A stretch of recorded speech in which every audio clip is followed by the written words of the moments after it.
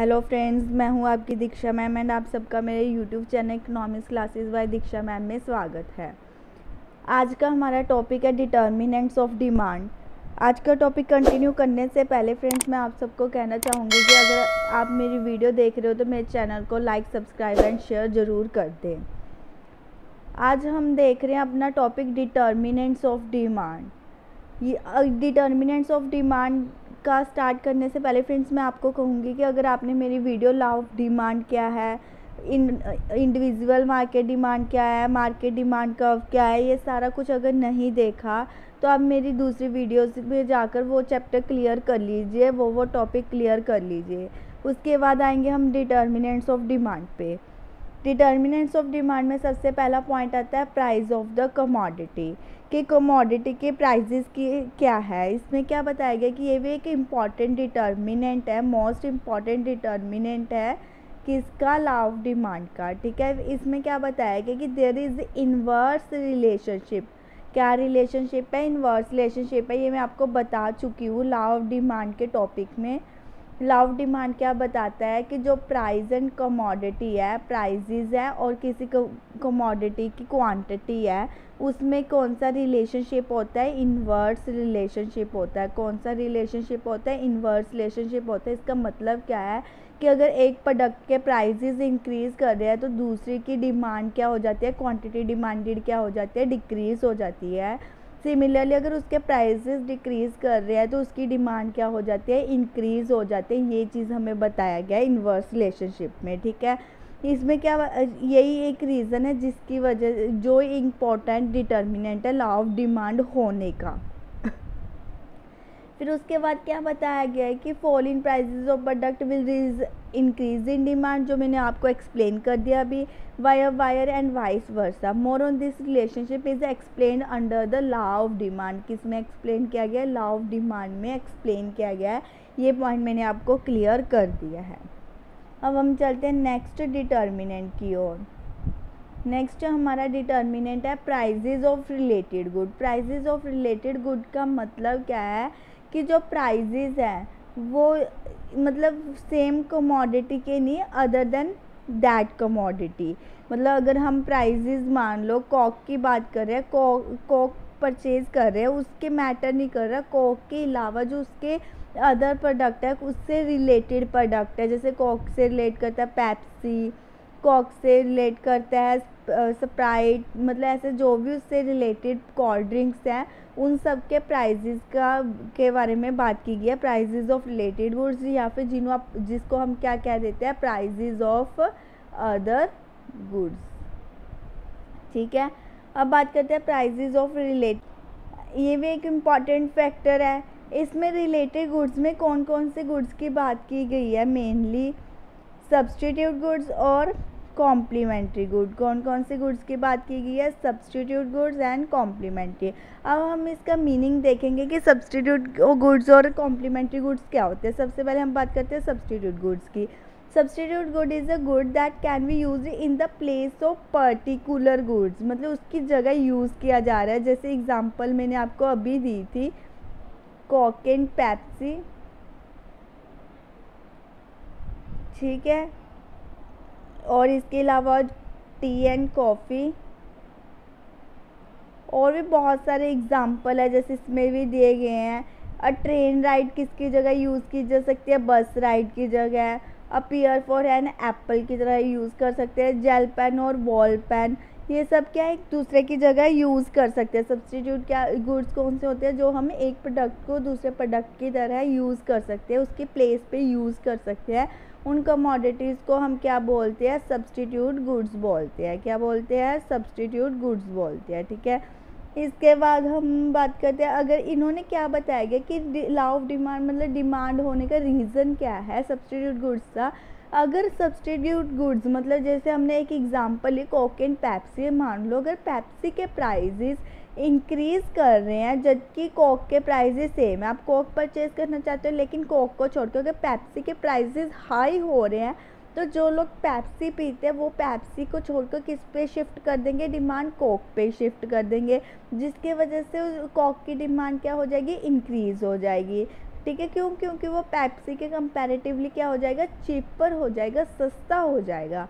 अगर उसी जगह कोक एंड पेप्सी में अगर पेप्सी के प्राइजेस क्या हो जाए, लो हो जाए, क्या हो जाए, लो हो जाए, तो उस केस में क्या है, जो कोक पीते हैं उनको ये कोक महंगा लगेगा, तो वो अपनी जो डिमांड है वो कोक को छोड़कर पेप्सी की तरफ शिफ्ट कर देंगे। क्यों? क्योंकि पेप्सी के प्राइसेस क्या है, लो है। तो जिससे हमारी क्या हो रही है, हमें ये रिलेशनशिप बताया गया सब्स्टिट्यूट गुड्स का हमारे कैसे इफेक्ट पड़ रहा है डिमांड पे। ठीक है, अब बात करते हैं इसका नेक्स्ट पॉइंट, कॉम्प्लीमेंट्री गुड्स। कौन सा पॉइंट? कॉम्प्लीमेंट्री।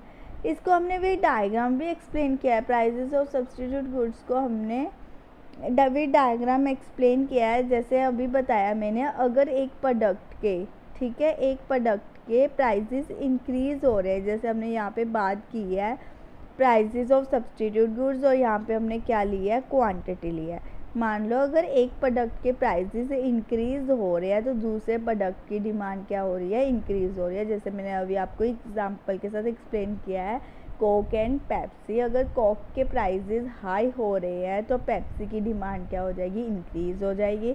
सिमिलरली अगर कोक के प्राइसेस लो हो रहे हैं तो पेप्सी की डिमांड क्या हो जाएगी, कम हो जाएगी। ये इसमें जो रिलेशनशिप है वो कौन सा होता है, पॉजिटिव रिलेशनशिप होता है। कौन सा रिलेशनशिप होता है, पॉजिटिव रिलेशनशिप होता है। इसमें डायरेक्ट रिलेशनशिप होता है, जो एक चीज़ में जिस डायरेक्शन में एक चीज़ इंक्रीज हो रही है वैसे ही दूसरी चीज़ भी सेम डायरेक्शन में इंक्रीज होएगी। ठीक है फ्रेंड्स, आई होप आपको ये डायग्राम अच्छे से समझ में आ गई होगी और सब्स्टिट्यूट गुड्स का मीनिंग भी। नेक्स्ट मूव करते हैं कॉम्प्लीमेंट्री गुड्स। किस पे, कॉम्प्लीमेंट्री गुड्स।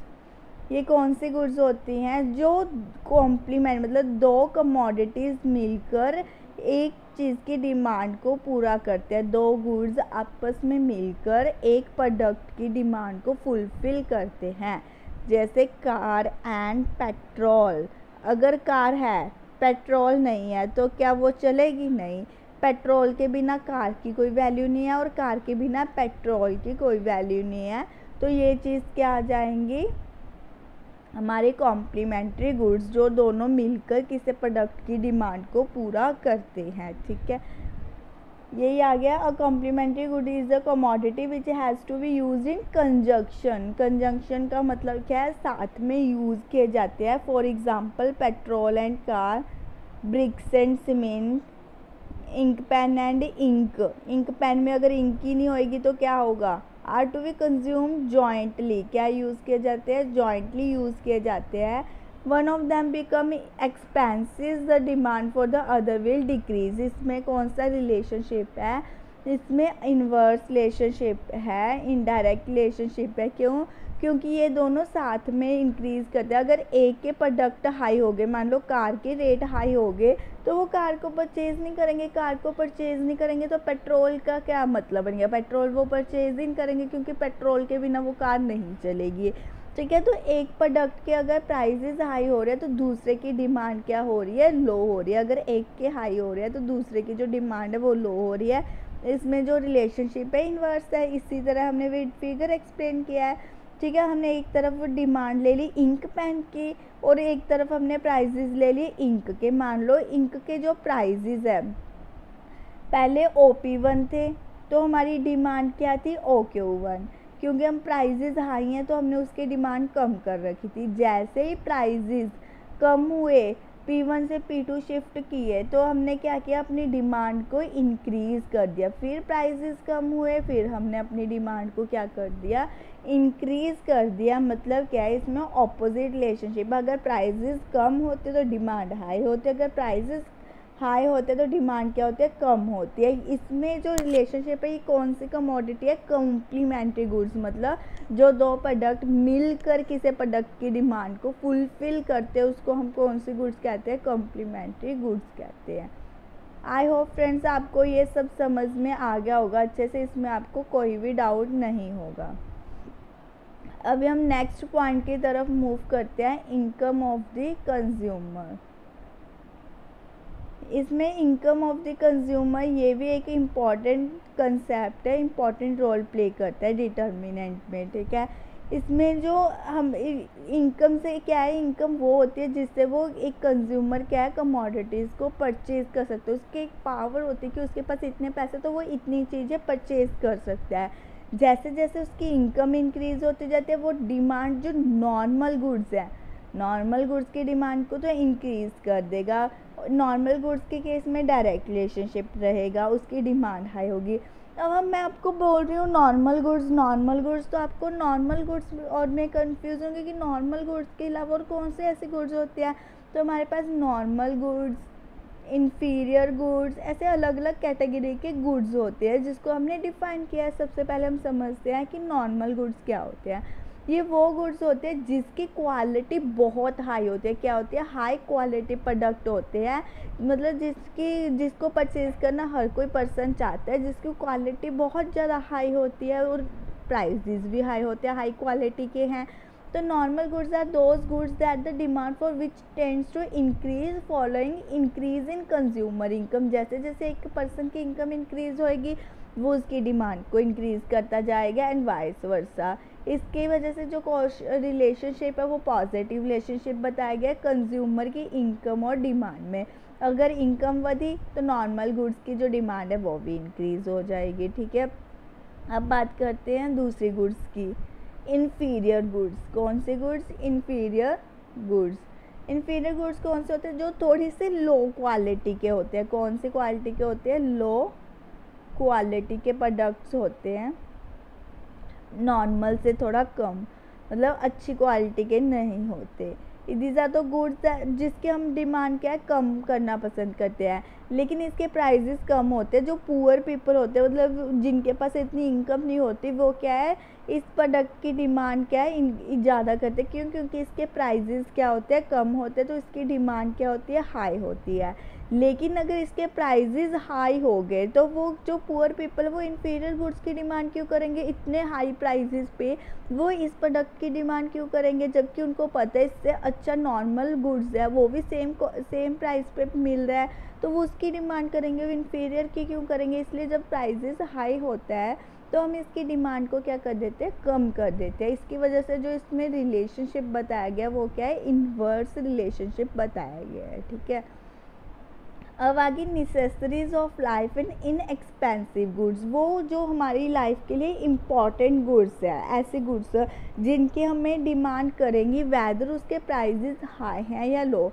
ऐसे कौन से कमोडिटीज़ होगी? सॉल्ट हम अब सब्जी बनाएंगे तो उसमें नमक डलेगा ही डलेगा, तो ऐसा तो है नहीं कि उसके रेट हाई हो गए तो हमने नमक लिया नहीं, फीकी सब्जी खा ली, या उसके रेट लो हो गए हमने बहुत सारे पैकेट ले लिए और वो सारे का सारा पैकेट डाल दिया। ऐसा नहीं होता।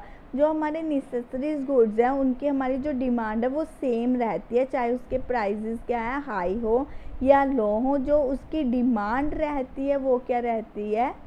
सेम रहती है, पहले जितनी ही रहती है। प्राइजेस का इस पर कोई इफेक्ट नहीं पड़ता। अब हम तीनों पॉइंट्स को विद डायग्राम एक्सप्लेन करेंगे कि ये होता कैसे है। अब देखो, मैंने आपको normal goods, inferior goods and necessaries ये तीनों की डायग्राम बनाई। देखो, नॉर्मल गुड्स के केस में मैंने आपको कहा था कि इसमें जो रिलेशनशिप होता है वो पॉजिटिव होता है। ठीक है, ये हमारी नॉर्मल डिमांड कब आ गई, क्यों आई हमारी ये नॉर्मल? क्योंकि जैसे जैसे किसी प्रोडक्ट के प्राइजेज हाई हो रहे हैं तो उसकी डिमांड भी क्या हो रही है, मतलब इसमें क्या है रिलेशनशिप है, नॉर्मल गुड्स में डिमांड भी हाई हो रही है। जैसे मैंने किसकी एग्जांपल दी थी, इसमें आपको नॉर्मल गुड्स में हमने बात की थी घी वगैरह, इनकम की बात की थी कि हमारे इनकम जैसे जैसे हमारी हाई हो रही है तो नॉर्मल गुड्स की डिमांड भी हाई हो रही है। इन्फीरियर गुड्स में कौन सा रिलेशनशिप में था? थोड़ा सा इन्वर्स रिलेशनशिप था। जैसे इनकम हाई होगी उसकी डिमांड कम होगी, तो इसलिए इसकी ऐसे कर्व बनी हुई है। इन एक्सपेंसिव गुड्स में मैंने क्या कहा था कि प्राइजेज हाई हो या ना हो, इनकम हाई हो या ना हो, हमारी डिमांड पे कोई भी इफेक्ट नहीं पड़ता प्राइजेज का, इनकम का। इसलिए जो इसकी कर्व रहती है वो पैरेलल टू वाई एक्सिस रहते हैं। जितनी उसकी डिमांड करनी है वो उसकी डिमांड उतनी ही होएगी। आई होप फ्रेंड्स आपको ये पॉइंट क्लियर हो गई होगी, डायग्राम क्लियर हो गई होगी। नेक्स्ट पॉइंट पे चलते हैं, टेस्ट प्रेफरेंस एंड फैशन।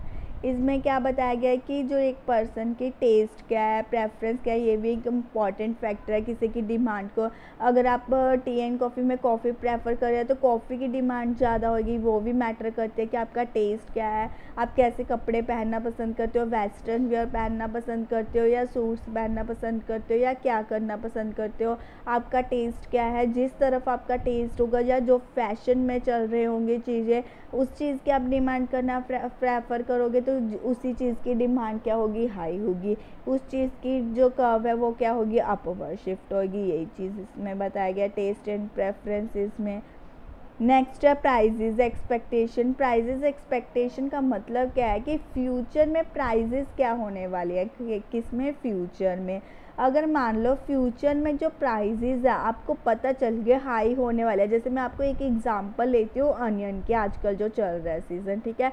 हमें पता है कि आने वाले टाइम में अनियन के रेट क्या हो जाएंगे, प्राइजेस क्या हो जाएंगे, हाई हो जाएंगे। तो लोग अभी मार्केट में इसका स्टॉक अभी से करना शुरू कर देंगे। लोग क्या है इसकी प्रेजेंट टाइम पे, अगर फ्यूचर में आए होंगे तो प्रेजेंट टाइम में इसका स्टॉक इकट्ठा करने लग जाएंगे, इसकी डिमांड को क्या कर देंगे, इंक्रीज़ कर देंगे, ठीक है। वैसे ही अगर हमारे प्राइजेज आप पता है कि आने वाले टाइम में कम होने वाले हैं तो प्रेजेंट में उसकी डिमांड कम कर देंगे, क्योंकि वो अपने पैसों को बचाना चाहते हैं।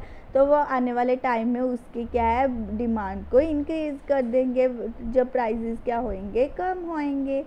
तो आपको ये पॉइंट क्लियर हो गया होगा प्राइजेज एक्सपेक्टेशन का। अब नेक्स्ट पॉइंट की तरफ चलते हैं, साइजेस एंड कॉम्पोजिशन। और पॉपुलेशन का साइज़ क्या है, जितने ज़्यादा लोग होंगे उतने ज़्यादा उसकी डिमांड इंक्रीज़ होएगी, फूड ग्रेन्स की, पल्सेस की। अगर पॉपुलेशन ही कम होगी तो डिमांड भी कम होएगी, ये चीज़ बताया गया इसमें। नेक्स्ट पॉइंट क्या है, डिस्ट्रीब्यूशन ऑफ द इनकम, के मार्केट में इनकम को कैसे डिस्ट्रीब्यूट किया गया है। मान लो अगर मार्केट में इक्वल इनकम डिस्ट्रीब्यूट किया गया है, इक्वल का मतलब क्या है कि सभी लोगों को इक्वल पैसे बांटे गए हैं। तो अगर इक्वल बांटे गए हैं तो हम सब लोग अपनी बेसिक नीड्स को फुलफ़िल करेंगे। क्या करेंगे, बेसिक नीड्स को फुलफ़िल करेंगे। बेसिक नीड फुलफ़िल कर रहे हैं तो मतलब हमारी जो ज़रूरत की चीज़ है उसकी डिमांड हाई होएगी, किसकी, बेसिक प्रोडक्ट की, बेसिक कमोडिटी की डिमांड क्या होएगी, हाई होएगी।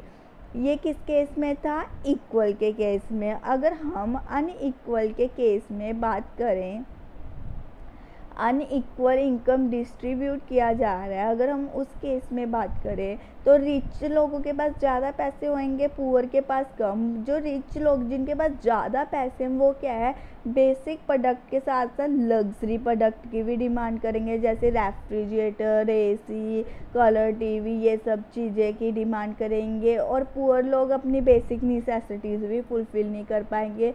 तो ये चीज़ आ गया कि हमारी इनकम कैसे डिस्ट्रीब्यूट की है, उस बेसिस पे हमारी डिमांड डिपेंड करती है कि हम किस प्रोडक्ट की डिमांड कर रहे हैं, ठीक है।